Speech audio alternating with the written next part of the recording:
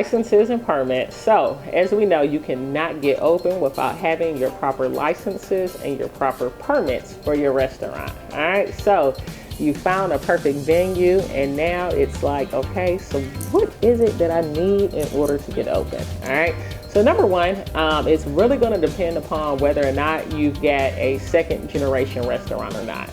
And a second generation restaurant is a location that used to be a restaurant prior. And if they had things like food permits, liquor licenses, and things of that nature within the past 12 months, it's really advantageous to you because you can get what's called a temporary liquor license, temporary building permits, things of that nature. So that's really going to be important in how much work you need done to convert your space into your restaurant. So we definitely have to start there. All right. So you want to make sure that if you have to do any type of construction, that you get a building permit. In order to get a building permit, you're going to have to submit architectural plans. So you want to make sure that you find a nice savvy architect that's going to be pretty quick and professional. I've worked with a variety of different architects in the city, and I'll tell y'all, these people come a dime a dozen. Actually, the professional ones that you really want to work with, that's going to be quick and concise. Choosing the wrong architect is the difference in you getting a building permit in 2 weeks to 4 weeks versus it taking you 6 months to get a building permit. It is really that serious to make sure that you really find a good architect that truly knows what he's doing and that works pretty quickly to get things handled for your, for you to be able to get your permits and things of that nature.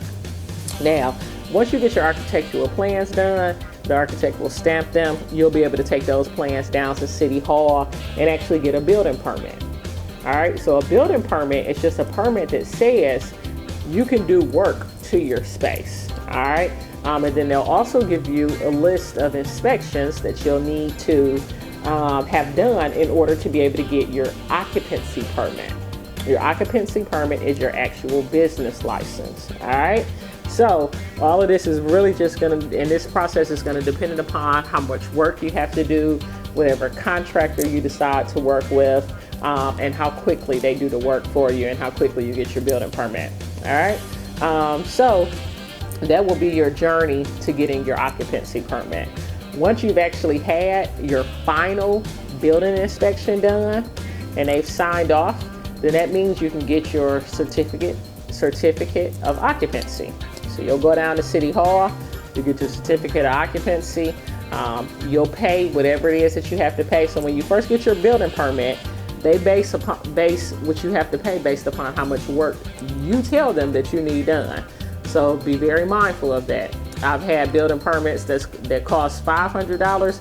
I've had building permits that have cost $4,000. It's crazy. But it's based upon however much work and how much of a renovation it is that you're going to be doing. Now, once you've gotten all of the work done, you've gotten your CO, which is your certificate of occupancy. Go ahead and get your occupancy permit, okay? Then you actually have to have your fire inspection done. So your occupancy permit is your business license. That's just the fancy term for business license. And you'll have to pay another fee then based upon how much staff you tell them you're going to have, what your expected revenue is going to be, etc. And you'll pay a fee and you'll get your certificate of occupancy. All right. Now, after doing that, then it's time to get, now those are just licenses that you get for any business, whether you're a restaurant, whether you put the bike shop in there, whether you put the salon in there, it doesn't matter. Everybody that does any type of work to any type of space is going to have to get a building permit.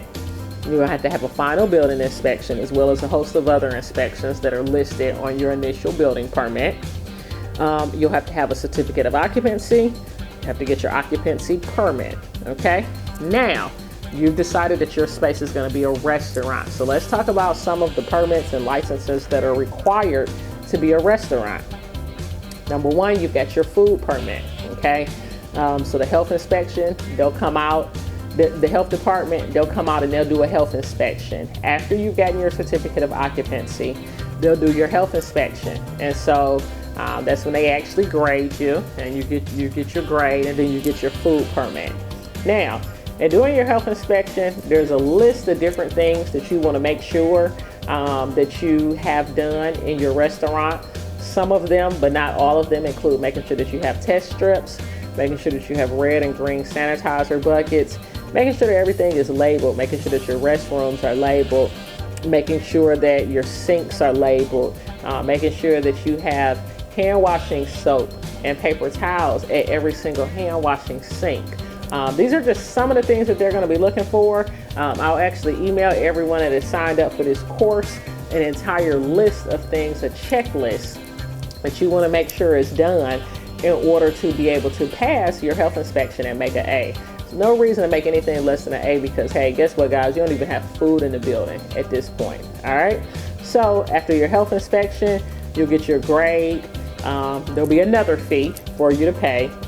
Their fee is a little bit less. Now, before you even have your health inspection, now you actually have to turn in plans to them as well in order to even be put in line to even get a health inspection. And so they have a review fee for the plans. I think it's somewhere like $210 or something like that.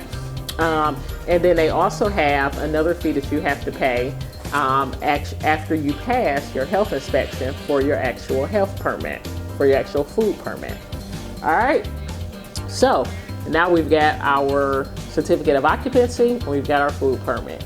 That means that you have licenses to open and you have licenses to sell food. Now, what about alcohol? All right, so in order to get your liquor license, and this is, every state is different, guys. So make sure that you actually go to, your local city hall and get all of the information that you need based upon your actual city.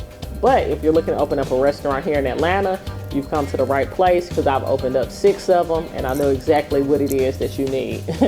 All right, so in order to get your liquor licenses, number one, there's 2 different liquor licenses. You've got your city liquor license and your state liquor license.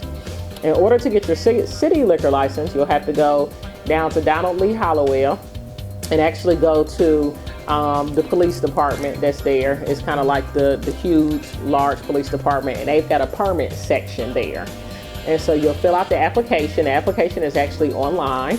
You'll fill out the application. You'll have to get a federal clearance and you'll have to get fingerprinted. And so those are the things that you have to do in order to apply for your city license. Once you get fingerprinted, you'll get an investigator that will contact you. An investigator is a detective on the police force. They'll contact you. They'll let you know, hey, I've got your case. You've applied for a liquor license for such and such restaurant. We're going to set you up with the NPU over there. The NPU is the Neighborhood Planning Unit. We're going to set you up with the NPU. And then you have to go through a couple of different meetings with the NPU. Now, the NPU is basically the neighborhood association in your area, and they give these people a little say-so on whether or not they would want your business in their neighborhood. They do not have the end-all, say-all. Out of all of the restaurants that I've opened, only 2 of them was voted yes by the NPU. But you still have to go through their process, all right? So you'll go to, number one, you'll have to go to a zoning meeting. In the zoning meeting, they'll want you to get up, introduce yourself, talk a little bit about your business, and then they'll let you know whether or not it's actually zoned for, for your business to even be in that area. And you actually find that, number one, you've already found that out at City Hall anyway, but just something for these neighborhood people. Then the second meeting that you go to is actually an NPU, is actually an NPU meeting, a general body NPU meeting. And what they'll actually do is they'll introduce you to the entire NPU, and then they vote on whether or not they feel like your business should be able to have a liquor license, okay? And that's only supposed to be based upon what it is that you're doing, but I've gone through so many different things in Atlanta with racist people in different neighborhoods trying to derail me putting businesses in their neighborhoods. I mean, these people will pull up information on you out of the woodworks. They'll tell you that you're trying to put a strip club and where you just only trying to do a little takeout restaurant. So stay strong while you're going through these NPU meetings, seriously, y'all. But anyways, after you go through the MPU meetings, then that is sent to the liquor board review. And so you'll have a date. That detective will have given you a date already that you have to have gone to these meetings by in order to be on the board's calendar. And so you'll have a date that you go to the liquor board review, and you'll stand up in front of the liquor board, tell them a little bit about your business. They'll already have your paperwork and everything. They may ask you a couple of questions. Generally they ask, okay, are you familiar with the laws in the city? And they may ask one thing like, okay, what time are you allowed to continue serving alcohol on a Friday night or something like that. But the liquor board review meeting is nothing like the MPU meetings. It's not nearly as intimidating. It's definitely more formal, more professional, but not really as intimidating. You know, you definitely feel with the Atlanta City Hall that these people want and support small businesses versus I generally have not had that feeling with the MPU. So just something to keep in mind.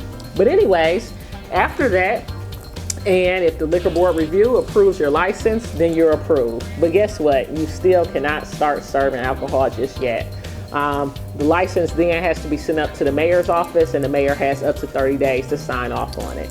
And basically, it just literally is her wet signature being added to the license.